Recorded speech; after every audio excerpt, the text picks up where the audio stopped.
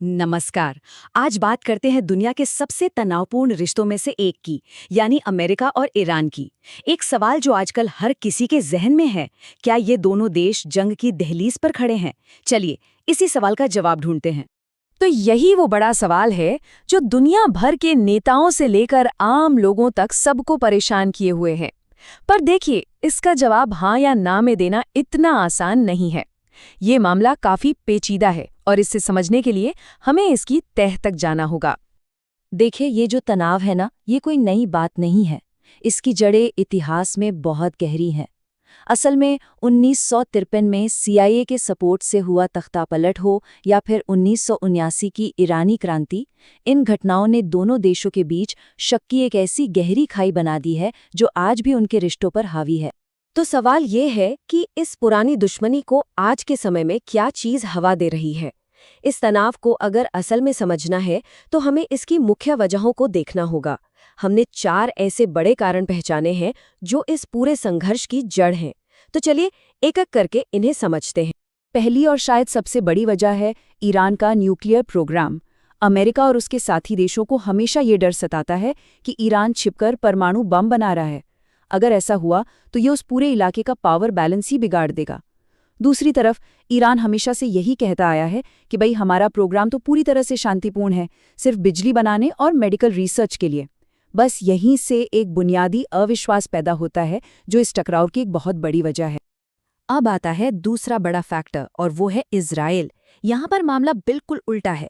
एक तरफ ईरान, जो इजराइल को अपना कट्टर दुश्मन मानता है, उसे एक देश के तौर पर मान्यता तक नहीं देता, और दूसरी तरफ है अमेरिका, जो इजराइल का सबसे पक्का और मजबूत दोस्त है। तो मतलब साफ है, अगर ईरान ने इजराइल के खिलाफ कोई भी बड़ी हरकत की तो ये लगभग तय है कि अमेरिका चुप नहीं बैठेगा, और यही बात इस सिचुएशन को और भी ज्यादा खतरनाक बना देती है। तीसरी वजह का लेना देना सीधे सीधे दुनिया की इकोनॉमी से है। हॉर्मुज़ जल डमरू मध्य, ये एक बहुत ही संकरा समुद्री रास्ता है जिस पर ईरान का कंट्रोल है, और जानते हैं, दुनिया का लगभग 20% तेल यहीं से होकर गुजरता है। जरा सोचिए, अगर ईरान इस रास्ते को बंद कर दे तो क्या होगा? तेल के दाम आसमान छूने लगेंगे और पूरी दुनिया में एक आर्थिक संकट आ सकता है। तो यहाँ दांव बहुत बड़ा है। और हाँ, चौथी वजह है सीधा सीधा मिलिट्री थ्रेट। पूरे मिडल ईस्ट में अमेरिका के कई फौजी अड्डे हैं, और ईरान पर यह आरोप लगते हैं कि वो हिजबुल्ला और हूती जैसे अपने प्रॉक्सी ग्रुप्स के जरिए इन अड्डों पर हमले करवाता है। जाहिर है, अमेरिका इन हमलों को अपनी सेना और अपने हितों पर एक सीधा हमला मानता है, और इससे तनाव अपने चरम पर पहुंच जाता है। तो इन 4 बड़ी वजहों को समझने के बाद हम वापस अपने उसी पहले सवाल पर आते हैं, क्या अमेरिका सच में ईरान पर हमला करेगा? मौजूदा हालात को देखे क्या लगता है? देखिए, ज्यादातर एक्सपर्ट्स का यही मानना है कि सीधी जंग अमेरिका के लिए आखिरी ऑप्शन होगा। इराक और अफगानिस्तान में इतने लंबे और महंगे युद्ध लड़ने के बाद एक और बड़े झगड़े में पड़ने का मन किसी का नहीं है। तो इसके बजाय अमेरिका की रणनीति क्या है?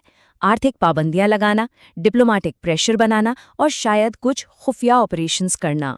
तो इस पूरी बातचीत का निचोड़ क्या है? आइए इस उलझी हुई सिचुएशन से कुछ सबसे जरूरी बातें निकालते हैं जो हमें ध्यान में रखनी चाहिए। देखिए, ये कहना शायद गलत होगा कि अमेरिका अभी तुरंत हमला करना चाहता है, लेकिन दोनों देशों के बीच का तनाव बिल्कुल असली है। सिचुएशन बहुत नाजुक है। मतलब एक छोटी सी गलतफहमी या कोई एक भड़काऊ कदम इस पूरे इलाके को एक बड़ी मुसीबत में डाल सकता है। दांव पर बहुत कुछ लगा है और शांति का रास्ता फिलहाल तो साफ नजर नहीं आता। और ये सारी बातें हमें एक बहुत ही अहम सवाल पर लाकर खड़ा कर देती हैं।